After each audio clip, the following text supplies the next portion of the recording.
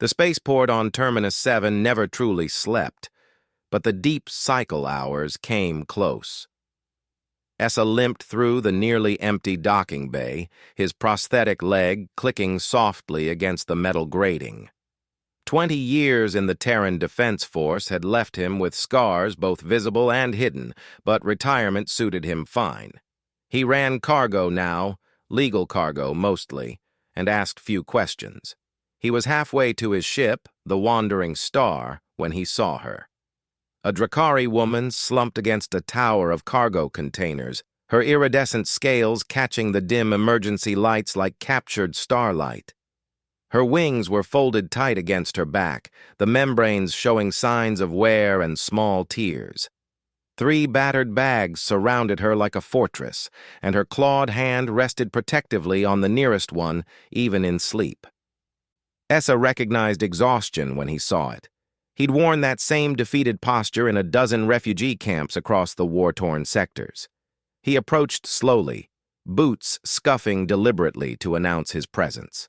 The Drakari, Maya, according to the ID tag hanging from her collar, didn't stir.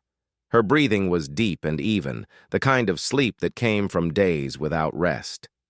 Essa crouched down, wincing as his bad knee protested. Up close, he could see the details that painted a fuller picture. Singed edges on her travel cloak, a healing scar across her snout, the way her bags were packed with military precision, but showed signs of hasty departure. Another refugee, he thought. Another person fleeing something they couldn't fight. The station's loudspeaker crackled to life, announcing the closure of the passenger terminal for deep maintenance. Anyone still in the commercial district would need to find alternative arrangements or spend the night in the cold cargo bays.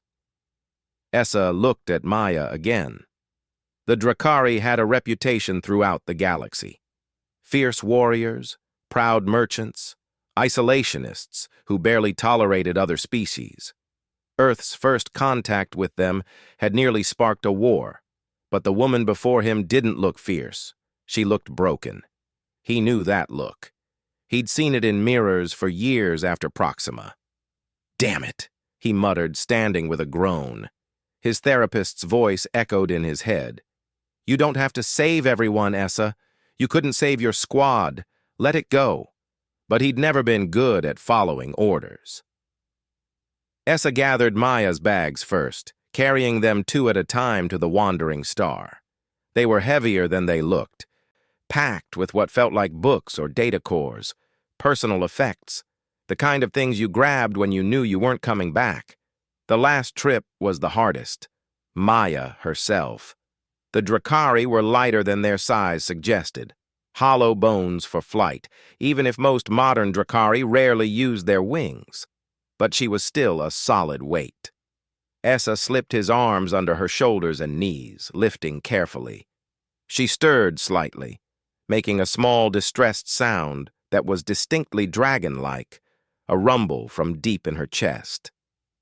"Easy," Essa whispered. "You're safe. I've got you." Something in his tone must have reached her subconscious because Maya relaxed, her head lolling against his shoulder. One wing unfurled slightly, draping across his arm like a blanket. The walk to his ship felt longer with the added weight. His prosthetic protested, servos whining, but he'd carried wounded soldiers through worse conditions. He could manage this.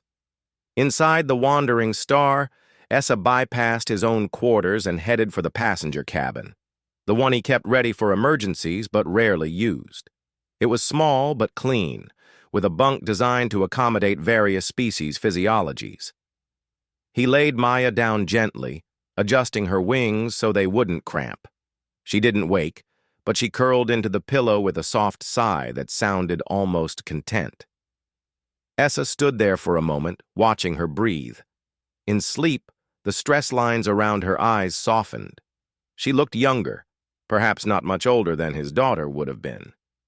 He shook off the thought and left, sealing the cabin door behind him. The bridge was quiet as he settled into his chair, running through pre-flight checks more out of habit than necessity. He wasn't planning to launch immediately, But knowing the option was there brought comfort. The terminal's security logs showed what he'd suspected. Maya had arrived on a refugee transport from the scorched reaches, where the Drakari homeworld colonies were still recovering from the Krithian invasion. She'd been waiting in the terminal for 72 hours, trying to book passage on any ship heading coreward. No one had taken her. The prejudice wasn't surprising. The galaxy had a long memory, and the Drakari had made enemies during their expansionist phase centuries ago. Never mind that this generation had nothing to do with those wars. Never mind that they were victims now, not aggressors. Humans understood that lesson too well. After Earth's own dark chapters, after the gene wars and climate collapses, they'd learned that redemption was possible but never guaranteed. That survival meant adaptation, compassion, and occasionally extending a hand to those who society deemed unworthy. Essa pulled up his navigation charts. He'd been planning to head toward the Centauri Free Trade Zone next, a 3-week journey through relatively safe space. The route would pass near several Drakari settlement worlds. He could drop Maya off at any of them, or, a quieter voice suggested, he could ask her where she actually wanted to go. The cabin monitor showed Maya still sleeping, her chest rising and falling peacefully. Tomorrow there would be questions, explanations, possibly suspicion or gratitude or anger. Tomorrow he'd have to navigate the complex social dynamics of helping someone who might not want his help. But tonight, she was safe. Tonight, she could rest without fear of being moved along by indifferent security or preyed upon by less scrupulous spacers. Essa keyed in the coordinates for departure, setting a launch window for morning. The wandering star hummed to life around him, systems warming up, preparing for another journey into the vast darkness. He'd spent 20 years fighting, another lifetime trying to forget. But maybe this, quietly helping where he could, offering sanctuary to those with nowhere else to go, maybe this was his new mission. A way to balance the scales, one exhausted refugee at a time. The galaxy was vast and often cruel, but it could also be kind, if enough people chose kindness. Essa settled back in his chair and began to plan a route that would give Maya options, real options, when she woke. Whatever she was running from, wherever she needed to go, he'd make sure she got there. After all, wasn't that what humanity did best? They survived, they adapted, and they helped others do the same. Even if the rest of the galaxy had forgotten, even if the Drakari had once been enemies, even if no one else would help, humans remembered what it meant to be refugees, to be desperate, to need mercy. And mercy, Essa had learned, was the strongest weapon of all.